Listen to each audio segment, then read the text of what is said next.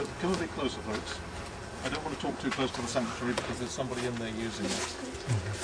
We have 4 sanctuaries or meditation rooms in the park here. And they're important for us. They're places that we can use for meditation or just being quiet or prayer, whatever you need. Spirituality, religion. You do not have to be a particular religion to live here. You can be a Christian, Jew, Buddhist, Hindu, whatever you want to be, as long as your belief system doesn't upset somebody else's. If you need to chant very loudly for 2 hours every morning, we ask you not to do it in there because other people want to be silent. In the very early days, Peter Caddy would insist that everybody was in that sanctuary every morning to meditate together. Nowadays it's very much more up to you what you want to do, how you want to live that. Meditation is important to many of us, and it isn't necessarily the thing you have to do. 8:35 in the morning on weekdays, there's a group of us meet in there. Sometimes it's 10 people, sometimes it's 50 people, and we start our day in silence. And the meditation is started by somebody saying a few words, maybe reading a page from Eileen's guidance, maybe just a few other words, you know, whatever, a reference to the sunshine or the flowers or whatever. People have different ways of doing that. So we take that 20 minutes. I used to think 20 minutes is a waste of time. I could be in the office answering emails. But I realise that if I do take that 20 minutes, it makes the rest of the day run more smoothly. Some people like to start their day singing. One of our other sanctuaries that we'll see later, they start by singing a song from the Taser community in France. You've heard of that, which is a great inspiration for me. And so at the moment we have 11 youngsters between the ages of 20 and 22 who are here for a semester, which is 12 weeks, living in our community and carrying on with their studies, which is great. They have a great time, and it's good for us because, you know, some of us old farts get to go to sleep on our spiritual path, and it's good to have young people along to wake us up. So that's the college, the semester study program. There's a group here in the fall, in the autumn, and there's a group here in the spring as well. And it's just great for us. It's just a really good. Is this linked to the Steiner movement, philosophy of education, or is it? No. The Steiner school that we run is for younger people. These ones, they come from various colleges in the United States, and they're channeled through one of the more liberal colleges on the East Coast. They have to sort of transfer across to another school, another college, and then they get sent over here on what we call a study abroad program. Which school is it? I don't know. It used to be Pacific Lutheran on the West Coast, and then it changed. I don't think we get too many students from Harvard and Yale here, you know, because they're more conservative. They're less liberal. Not yet. So that's Americans particularly. This is the Findhorn Foundation. Findhorn is a village down the road, 2 kilometres, mile and a half. And we try and make sure that we refer to this as the foundation because the Findhorn villagers do not like the fact that most of the world knows this place is Findhorn. We try and respect that. Halfway down the road is a big garden on the right, 7 acres of land where we grow as much food as we can. We certainly do not have the land to grow all our own food.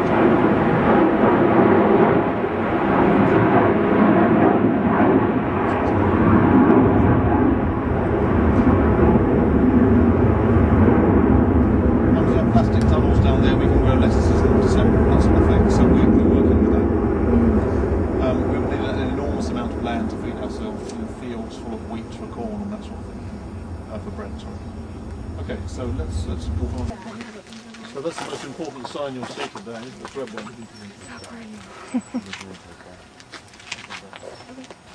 This is called the runway because obviously it was a part of the airbase. It's wide enough for aeroplanes.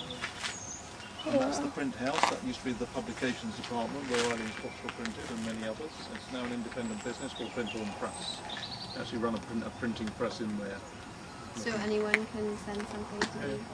Yeah, and you know, it needs to be somewhat like the sort of stuff that we're used to, you know, something on a spiritual or, you know, personal something. Now, the reason I've stopped here is he going to catch us up on it? He will.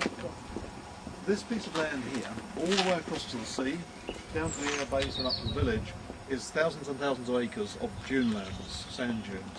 And it was bought by some of our people to put aside as a nature reserve.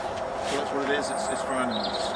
We're going to do a little bit of housing just up to where that person is in this area here, but the majority of this land is going to be just for the deer and the squirrels and some owls there. Very pretty flowers.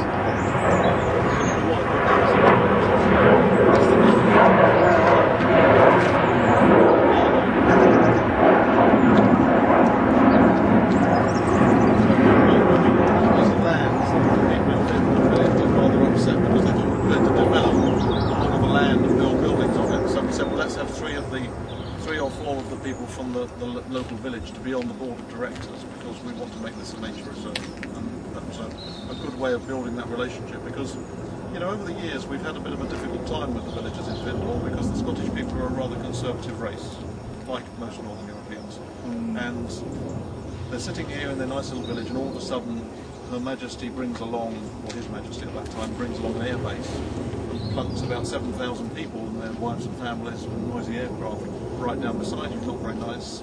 They've all got funny accents, they come from different parts of Britain. Not good. So there's a resentment there.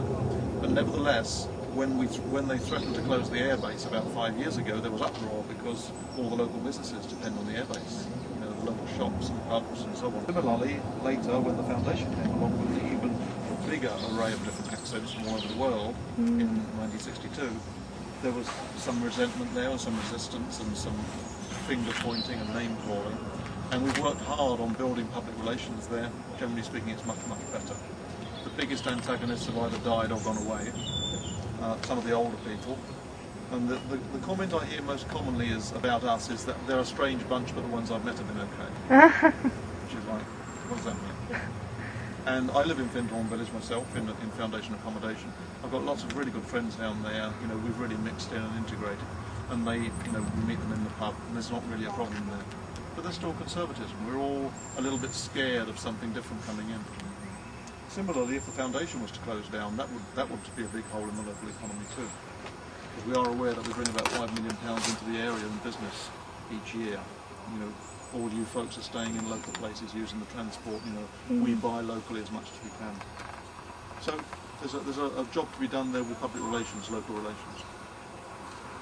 As we walk along here, the road and the ground to the left of it is the foundation. On the right-hand side is a field. It's called the Field of Dreams, and it was bought by some of our people to build ecological houses. They put the utilities in the ground and sold off the building plots, 42 of them, to various individuals, some of them in the foundation, some of them just people who wanted to be associated with us. Ecological standards we can come up with. They have mostly softwood exterior. Softwood grows quicker and hard. They have larch wood on the outside because it takes less oil to preserve it. They have very high levels of insulation. They have double or treble glazed windows. They have solar panels. We use oil rather than paint on them. It's less toxic. And also we've got them built with what we call breathing walls. The plasterboard or the sheetrock is a very porous substance. It's quite expensive to allow the air to move through it. And the areas between the walls is filled with a grey powder called isoflop, or warm cell, which is made from recycled paper. It's a powder that's sprayed in, and it allows the air to move through. It alleviates some of the problems that young people have with asthma, with new houses, or with skin conditions, psoriasis and so on. And this is alleviated by putting the breathing wall system in. And if it's done properly, the air can change every 45 minutes throughout the whole house. So all our houses have that. And within those guidelines, people can have what designs they like. They can bring in whatever architect they want and whatever builders they want. And we obviously have to fit into the national criteria as well for safety and standards. So that's a real right to go.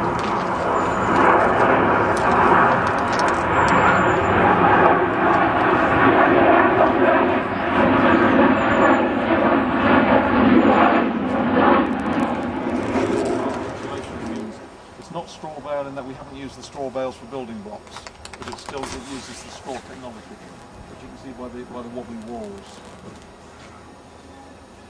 Down in the field down there, you'll see a building with a grass roof. Well, it's actually a seedling.